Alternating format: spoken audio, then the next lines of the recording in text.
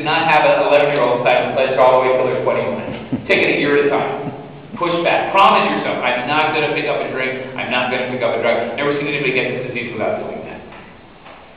Second thing we work on is connected to this. The family laws of addiction. Boys and girls grow up, and it's not as if anybody outwardly tells them this, but boys and girls grow up and learn to do three things. Don't talk.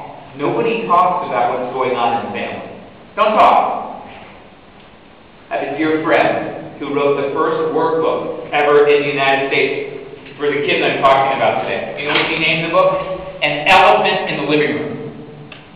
That's what addiction is. It's right there. It's an elephant. Nobody talks about it. Secondly, you don't trust. You can't trust. You can't trust mom or dad. They'll disappoint you. They'll let you down. They won't be there for you. Too many boys and girls generalize this. You can't trust anyone. Don't trust adults. Don't trust anyone. And often, many of these boys and girls learn to not trust themselves. Their own perceptions or their own tummy telling them about what's going on. And don't feel. Don't talk. Don't trust. Don't feel. Survival laws. And yet in Sweden, when boys and girls in Sweden go to some of the awesome support groups you've created for them, what are we asking them to do? Trust me. Talk to me. Tell me how you feel. We're asking them to do the exact opposite of what's allowed them to survive.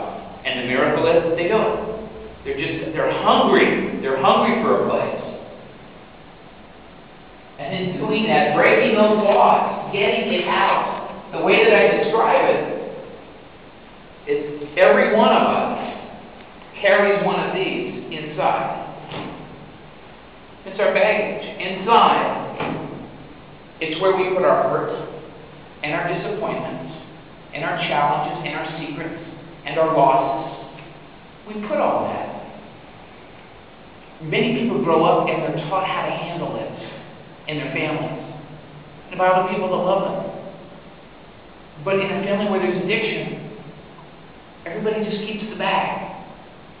And what concerns me is I see boys and girls that not only carry their own bag, but if you let them, they'll carry mom's bag, they'll carry dad's bag, they want to carry everybody's bag. Oh.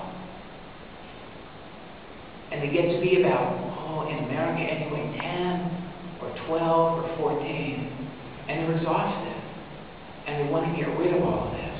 And guess what's out there for them to get rid of all of this? What do some of them do? They drink and they use drugs. And when they drink enough alcohol and use enough drugs, look what happens for a minute.